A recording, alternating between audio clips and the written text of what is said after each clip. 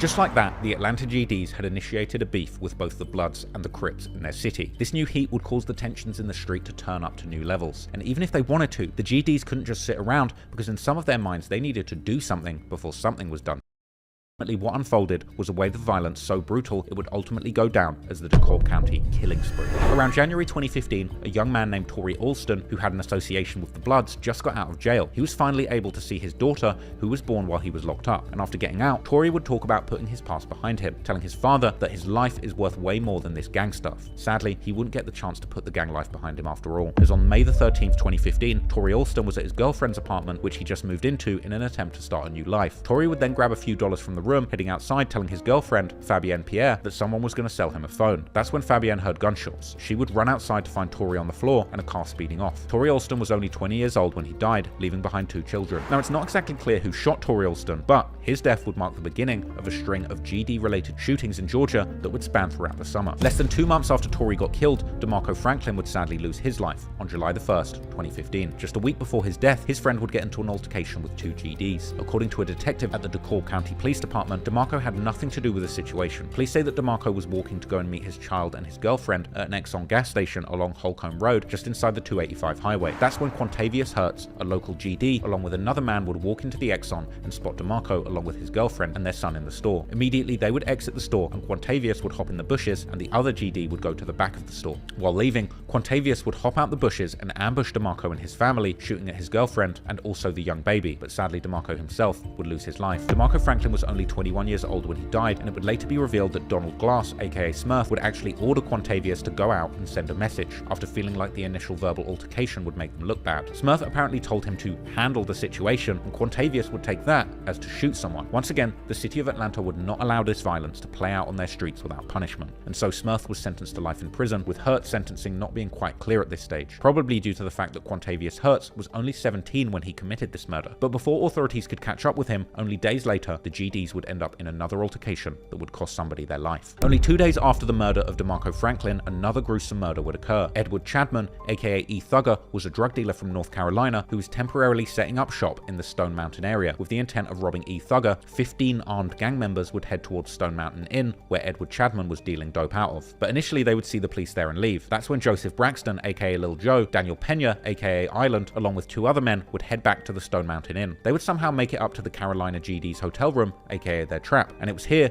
that an argument ensued and Island would start to fight with E Thugger for his gun. After struggling to gain control of the gun, one of the GDs, Anthony Caldwell, aka Fat, would shoot Thugger in the leg. Island would then take E Thugger's gun and shoot him with it. The bullet entered Thugger's upper right back and severed a large artery in his collarbone, and E Thugger would sadly pass away from his injuries. He was only 24 years old at the time of his death. Unfortunately, the wave of GD-affiliated violence was far from over, and that same month, another senseless incident would claim another life. At around 6:30 AM on July the 30th, 2015, a DeKalb County police officer responded to a call of shots fired at the Valero gas station. Once he arrived, the officer found Oliver Campbell in the driver's seat of his father's pickup truck, unresponsive. He was shot in the hand, chest, and neck. Oliver Campbell was only 20 years old when he lost his life. A fellow GD member would actually say that Lil Joe actually told him that he shot Oliver Campbell. On top of that, an investigator on the case would actually say that Lil Joe's phone was pinged by a cell tower only 1 mile away from the shooting. While alive, Oliver Campbell was actually working on his rap career, and he was part of a group called 151K, and their video for the song FNN was actually shot on the corner half a block away from Campbell's house. I'm not gonna lie, the music's pretty good. Kind of reminds me of early Chief Keef mixed with OG Atlanta trap, and it's sad that he wasn't able to see how far music could have really taken him, but ultimately the violence was far from over, and that very same day, another incident would take place, this time touching the lives of innocent Atlanta residents. Oliver Campbell's death would coincide with another incident that happened on that same day, which left another man dead with 2 innocent women being shot. At around 8:50 PM, just 14 hours after the murder of Oliver Campbell, Lil Joe and Island were driving through the Windview apartments, where they would spot a man who they believed was a Blood, would instantly hopping out of the car opening fire at them. He would fire back, with an innocent woman, Falana Coley, actually being hit in the leg during the gunfight, but luckily she survived. About 40 minutes after this incident, 2 men would make their way to the Landmark apartment complex, where they would spot Rockwell Nelson sitting in the patio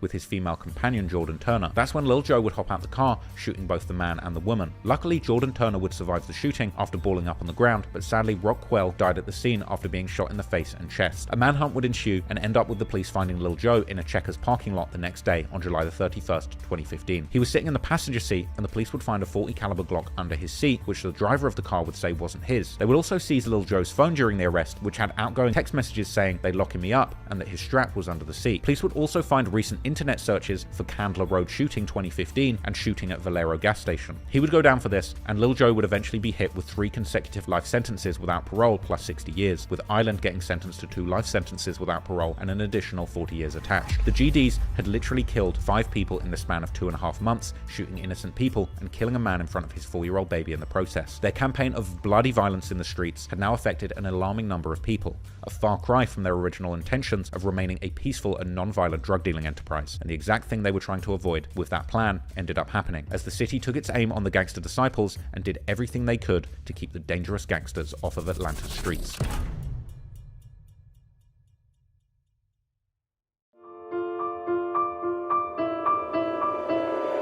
Just like most gangs, the downfall of this organization wasn't due to the ops, it was really due to a couple gang members who turned into informants. The first person to snitch on the Atlanta gangster disciples was none other than Vancito Gums, a former DeKalb County police officer by day and a gun-wielding, law-breaking gangster disciple by night. On August the 25th, 2015, he would actually admit to killing people for the GDs, acting as some sort of hitman for them. Police would find evidence of Vancito warning OGKK to stay away from certain areas that the police were investigating, and even warning him to stay away from his go-to bar that was about to get raided. Then, on June the 11th, 2015, Marquette White was caught burning his house down in an attempt to commit insurance fraud. He was facing serious time and would end up flipping on the gang, telling the police a number of things, even mentioning that Rick Ross allegedly paid $3 million to the GDs that were trying to extort him earlier in this video. Then, on May the 4th, 2016, 48 GD members would get indicted for racketeering and a series of crimes such as drug dealing, fraud, and even 10 murders within a 5-year span, which we've covered in this video. The indictment alleges that during the last few years in Georgia alone, the gangster disciples committed 10 murders, 12 attempted murders, 2 robberies, carjackings, trafficking in heroin, cocaine, and methamphetamine, extortion of a rap artist, credit card fraud involving losses of up to $450,000, and even the involvement of a local police officer who reported on the activities of law enforcement to protect other members of the gang. Ultimately, for his role in running the gang, the governor of the GDs in Georgia, Alonzo Walton, was sentenced to 40 years in prison. Virtues Wall was sentenced to 30 years for his role in the Wings Cafe murders. Daniel Pena, aka Island, was sentenced to 2 consecutive life sentences without parole, and Joseph Braxton, aka Lil Joe, would get 3 consecutive life sentences without parole. These 2 men faced the most time out of any of the GDs in this story due to their horrific killing spree that claimed the lives of 5 young men. Kevin Clayton, aka OGKK, was sentenced to 33 years in prison, with rapper and YouTuber Wildlife 100, who was a collaborator with OGKK, saying that they literally had to bring a tank to arrest him. These folks then brought military tanks, armored trucks, police cars, and all type of stuff to come apprehend Atlanta OGKK from his house, bro. His arrest in specific would actually ruffle the feathers of CBS 46 news crew, who had recently held an interview with him, painting him as an ex-gang member who was working hard to better the community. Yesterday's multi-state gang takedown resulted in dozens of arrests, but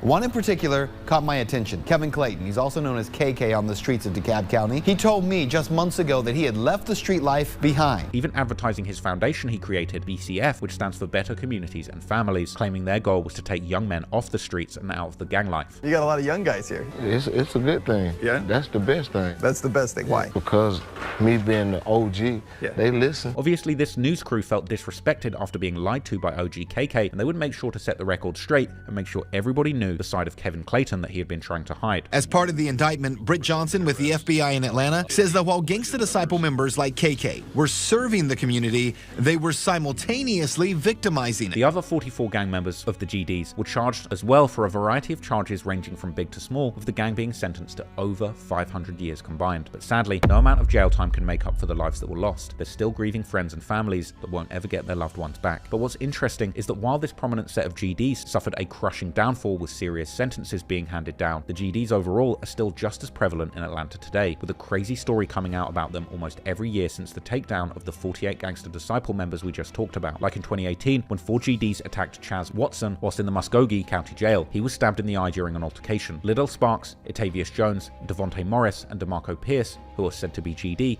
were all charged with aggravated battery. Apparently, the 4 men had a makeshift knife made out of a shower tile which they used in this brutal attack, and according to the sheriff's office, Watson himself didn't have any gang affiliations. Then, in 2019, 5 more GDs were convicted for the torturing and brutal murder of Christopher Dean that happened in 2016. The 5 men involved in the case were Christopher Lockett, Jasper Green, Joshua Rooks, Quartez Clark, and Xavier Gibson. Prosecutors called this one of the most horrific murders in recent Atlanta history, after in October 2016, Dean's body was found in the trunk of a car at the Hamilton E. Holmes metro station. Dean was beaten with a 2x4 and crowbar and even sodomized with a different object. Then he was shot twice in the back of the head, which ultimately killed him. Apparently the GDs did this after they found out that Dean was once a police informant in California, with that case actually having no relevance to the young men who committed these crimes, with them apparently doing this gross attack just based on their street principles. Verdicts for all 5 men charged in a murder where Atlanta police say gang members tortured the victim. The Fulton County DA says the murder was retaliation after the defendants found out that Christopher Dean used to be a police informant